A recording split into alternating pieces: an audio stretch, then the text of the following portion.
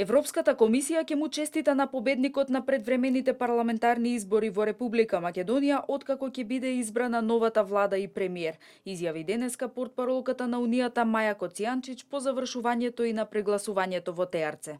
Ве молам, имајте предвид дека честитките традиционално се испраќаат кога владата и премиерот ќе бидат избрани. Коцијанчич денеска уште еднаш се повика и на изјавата на високата представничка за надворешна и безбедносна политика Федерика Могерини и еврокомесарот за преговори за проширување Јоханес Хан, дадена дента по изборите што се одржаа на 11 декември. Могерини и Хан тогаш истакнаа дека изборите во Македонија се одржале на мирен и уреден начин, како клучен елемент од Пржинскиот договор.